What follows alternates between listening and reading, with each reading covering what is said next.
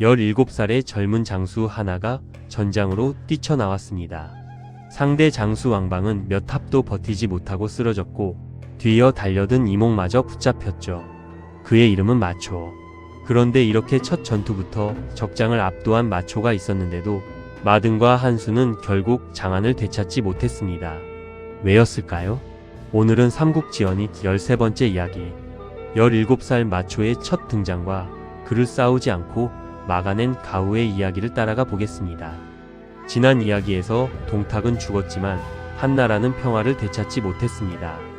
이각과 곽사가 장안을 장악했고 현재는 또다시 군벌들의 눈치를 봐야 했죠. 그런데 이들을 끌어내리려는 움직임이 서쪽에서 시작됐습니다.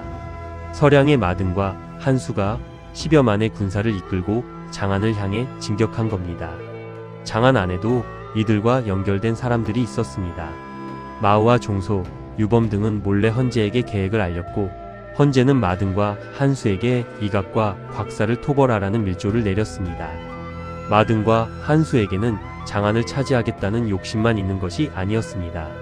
적어도 이번 출병에는 군벌에게 붙잡힌 황제를 구한다는 분명한 명분이 있었죠. 10여만의 서량군이 장안을 향해 밀려오자 이각과 곽사의 진영도 긴장했습니다. 그 자리에서 가후가 한 가지 방법을 내놓았습니다. 싸우지 말자는 것이었습니다. 마등과 한수의 군대는 먼 길을 달려온 만큼 빨리 승부를 내야 합니다. 그러니 성 밖으로 나가 맞붙지 말고 깊게 참호를 파고 높은 보루를 세운 채 굳게 버티자는 것이었죠. 100일만 버티면 적의 군량이 먼저 떨어질 테고 그때 뒤를 쫓으면 된다는 계산이었습니다. 그런데 이 말을 듣고 코웃음을 친 장수들이 있었습니다. 왕방과 이몽이었습니다. 두 사람은 적이 10여만이나 된다고 해도 자신들에게 정의 병만 주면 마등과 한수의 목을 가져올 수 있다고 장담했습니다. 가후는 나가면 반드시 패할 거라고 말렸지만 두 장수는 오히려 목숨까지 걸었습니다. 결국 이각과 곽사는 15,000의 병력을 내줬고 왕방과 이몽은 자신만만하게 장안을 나섰습니다. 얼마 뒤 양쪽 군대가 마주했습니다. 마등과 한수가 앞으로 나오자 왕방과 이몽도 진영 앞에서 이들을 도발했습니다. 바로 그때 서량군 가운데서 젊은 장수 하나가 말을 몰고 튀어나왔습니다. 얼굴에는 아직 소년의 흔적이 남아 있었지만 손에는 긴 창이 들려 있었고 달려 나오는 기세부터 달랐습니다. 마등의 아들 마초, 자는 맹기. 그때 그의 나이는 겨우 17이었습니다. 왕방은 어린 상대라고 생각해 먼저 달려들었습니다. 하지만 몇 합도 버티지 못했습니다. 마초의 창이 왕방을 말 아래로 떨어뜨렸고 이를 본 이몽은 정면 승부 대신 돌아가는 마초의 등을 노렸습니다. 마초는 모르는 척했습니다. 이몽이 충분히 가까이 들어오기를 기다렸다가 몸을 틀어 창을 피하고 두 말이 나란히 붙자 그대로 이몽을 잡아챘습니다. 아버지가 뒤에서 위험하다고 외칠 때는 이미 이몽이 마초에게 붙잡힌 뒤였습니다. 왕방은 죽고 이몽까지 생포되자 남은 병사들은 버티지 못했습니다. 마등과 한수는 그대로 밀어붙였고 승리한 기세를 타고 장안 가까이까지 진격했습니다. 마초의 첫 전투는 완벽했습니다. 왕방과 이몽이 패했다는 소식을 들은 이각과 곽사는 그제야 가후의 말을 믿기 시작했습니다. 그리고 이제부터는 아무리 마등과 한수가 싸움을 걸어도 성 밖으로 나오지 않았습니다. 마초가 아무리 강해도 굳게 닫힌 성문 안의 가후를 창으로 끌어낼 수는 없었습니다. 서량군이 필요한 건 승리가 아니라 빠른 승리였습니다. 10여만 명이 먹을 군량을 멀리서 계속 가져오는 데는 한계가 있었으니까요. 시간이 흐를수록 마등과 한수 쪽이 초조해졌습니다. 반면 가후는 아무것도 하지 않는 것처럼 보이면서 시간을 기다렸습니다. 결국 2달도 지나지 않아 그의 예상이 현실이 되기 시작했습니다. 서량군의 군량이 바닥을 드러낸 겁니다. 그것만으로도 어려운데 장안 내부의 계획까지 무너졌습니다. 마등과 한수에게 문을 열어주려던 내영 세력이 발각됐고 이각과 곽사는 관련된 사람들과 가족들을 붙잡아 처형했습니다.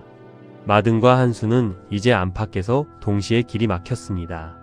밖에서는 먹을 것이 떨어지고 있었고 안에서 성문을 열어줄 사람들마저 사라졌죠. 더 버틴다고 달라질 상황이 아니었습니다. 결국 철수를 결정했습니다. 전투가 시작됐을 때만 해도 왕방과 이몽을 단숨에 무너뜨리며 장안까지 밀고 왔지만 막상 장안의 성벽은 한 번도 제대로 흔들지 못한 채 돌아가게 된 겁니다. 이각과 곽사는 놓치지 않았습니다. 장제에게는 마등을, 번조에게는 한수를 추격하게 했습니다. 퇴각하던 군대의 뒤를 새 병력이 덮치자 서량군은 크게 흔들렸습니다. 그런데 여기서 마초가 다시 모습을 드러냅니다.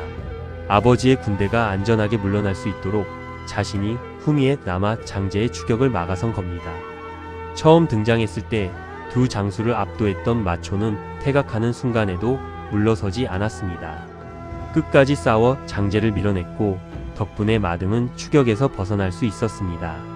전쟁에서는 물러났지만 17살 마초의 이름만큼은 확실히 남았습니다. 한편 다른 쪽에서는 조금 다른 일이 벌어지고 있었습니다. 번조가 한수를 끝까지 추격해 거의 따라잡았습니다.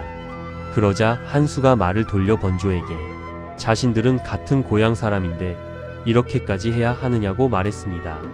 자신 역시 나라를 위해 움직였을 뿐이고 지금은 서로 적이지만 앞으로 세상이 어떻게 달라질지는 알 수 없다는 뜻이었죠.